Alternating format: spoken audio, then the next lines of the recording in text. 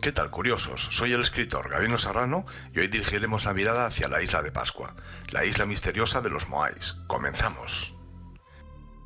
Hace 1500 años, un pequeño grupo de navegantes polinesios descubrió una de las islas más remotas existentes sobre la faz de la Tierra, dando origen a un misterio que aún perdura. Los viajeros y su jefe, Hotu Matua, poblaron el exuberante oasis y estuvieron perdidos para el resto del mundo durante los 1000 años siguientes.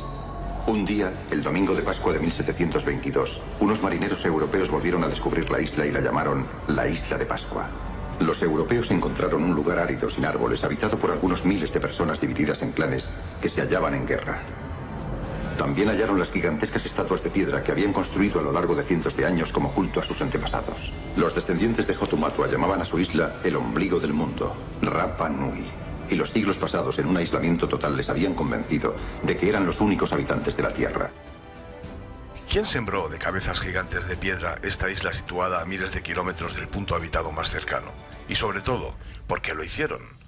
Quédate hasta el final si quieres conocer las respuestas. Los estudios genéticos demuestran que los primeros habitantes de la isla, los Rapa Nui, tienen un origen polinesio. Llegaron probablemente en oleadas de canoas entre los siglos V y X.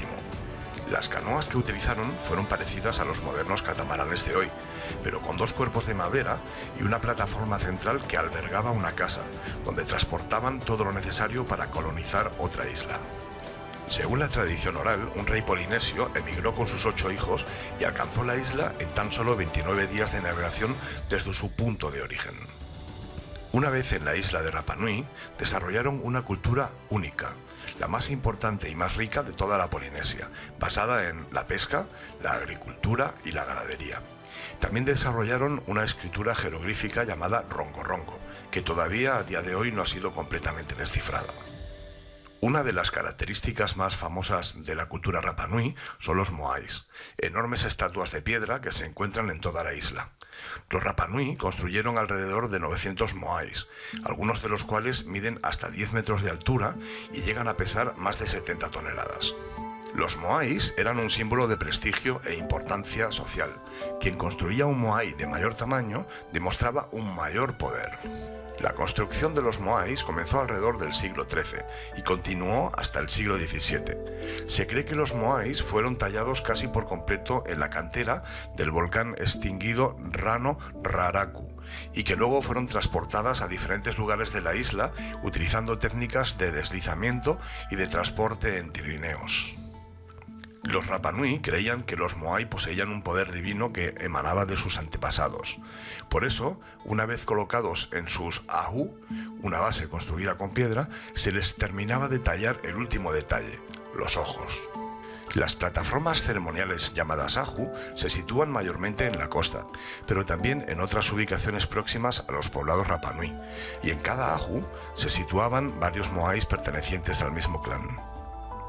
Durante el auge de la cultura Rapa Nui, la isla llegó a tener una población cercana a las 15.000 personas. La cultura Rapa Nui se basó en la pesca, la agricultura y la ganadería, y la población dependía en gran medida de los recursos marinos y terrestres. Sin embargo, la sobrepoblación y la explotación de los recursos naturales, como la deforestación, la sobreexplotación de recursos marinos y la introducción de animales no nativos, como las ratas, llevaron a la disminución de la población y a un colapso de la sociedad Rapa Nui. Si te está gustando, dale a like, suscríbete al canal y activa la campanita para enterarte de cuando subimos un vídeo nuevo. Existen relatos históricos que sugieren que, en tiempos de hambruna y de extrema necesidad, la cultura Rapa Nui podría haber recurrido al canibalismo como una forma de sobrevivir. En el siglo XVII, ante la escasez de recursos, hubo una revolución de los trabajadores contra la clase dominante. Los Rapa Nui comenzaron a derribar Moais y abandonaron sus aldeas. Muchos de ellos se refugiaron en cuevas. La crisis de recursos y la expoliación del medio ambiente trajo la guerra a lo que había sido el paraíso. Hasta ese momento de colapso, la sociedad Rapa Nui había estado organizada en torno a un sistema de clanes, en el que cada clan estaba encabezado por un jefe llamado Ariki. En los momentos de mayor tensión, los clanes se enfrentaron por el control de los recursos y el alimento. Se estima que la población cayó a unos pocos miles en el siglo XVIII. Entonces se produjo otro cambio social de vital importancia. El culto al hombre pájaro reemplazó gradualmente al sistema de clanes y al poder de los ariki. El culto se centraba en una competición anual en la que los jóvenes de cada clan se disputaban el título de hombre pájaro. El clan ganador adquiría un gran poder político y religioso. Con esa competición, el poder pasaba anualmente de un jefe de clan a otro y contribuyó a reducir los enfrentamientos entre clanes. La llegada del culto del hombre pájaro también trajo consigo un gran cambio en la religión de la isla. Anteriormente, los Rapa Nui adoraban a los dioses de los Moai, los antepasados y los espíritus de la naturaleza. El culto al hombre pájaro, en cambio, estaba centrado en el dios Makemake, y se cree que la competición del hombre pájaro estaba destinada a asegurar la protección y bendición del dios para toda la isla y su pueblo. La competición del hombre pájaro, también conocida como Rapa Nui Tangata Manu, comenzaba con la llegada de los primeros huevos de la temporada del ave Manutara, que anidaba en la isla. Cada clan elegía a un joven que representaba a su familia en la competición del hombre pájaro. Los jóvenes competidores, al ver llegar a las primeras aves, debían saltar desde un acantilado de 300 metros de altura y nadar en aguas con abundancia de tiburones hasta la cercana isla de Motonui, donde debían conseguir los huevos de la Manutara. Una vez allí, los jóvenes debían esperar la puesta de los huevos durante el tiempo que hiciera falta, en ocasiones durante días o semanas. Los jóvenes competidores debían ser los primeros en llevar el huevo intacto envuelto en una cinta anudada a su cabeza, nadando y corriendo a través de la costa de la isla de Pascua, para llegar al lugar sagrado de Orongo. Allí, después de entregar el huevo, el hombre pájaro tenía que pasar un año en reclusión en la cueva sagrada, junto a su equipo de ayudantes, para de esa manera asegurar la protección y la bendición del dios Makemake para toda la comunidad. Las reglas de la competición eran estrictas. Los jóvenes no podían recibir ayuda de nadie en el viaje de ida y vuelta a la isla de Motonui, ni durante la competición de la carrera y natación en la costa de la isla de Pascua. Se dice que algunos competidores murieron durante la competición, ya sea por la peligrosidad del recorrido o por las heridas sufridas al pelear por los huevos. Con esta competición que cambió la religión y el sistema de gobierno, los Rapa Nui habían alcanzado un nuevo equilibrio, hasta el fatídico día del primer contacto con los europeos. Al mando de 3 navíos, el capitán neerlandés Jacob Rebellen desembarcó en la isla el 5 de abril de 1722. Los Rapa Nui tenían la creencia de que eran los únicos habitantes de la Tierra, y al ver aparecer a aquellos extranjeros con barcos y una tecnología superior y desconocida, acudieron sorprendidos y víctimas del nerviosismo. En el primer contacto resultaron muertos más de 20 nativos, y 2 días después, tras obtener provisiones, los europeos levaron anclas abandonando la isla, pero desde ese momento la isla había quedado cartografiada.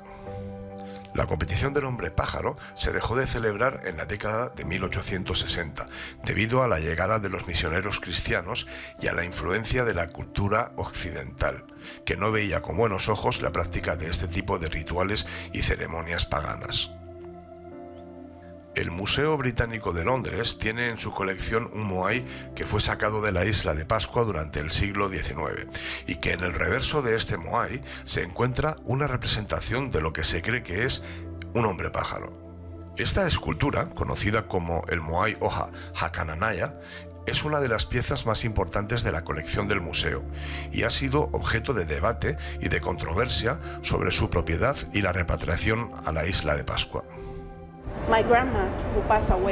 Mi abuela murió con casi 90 años, sin tener nunca la posibilidad de ver a su antepasado. Vosotros os lo llevasteis y lo habéis tenido aquí durante 150 años. Solo dadnos unos meses para que lo podamos disfrutar allí.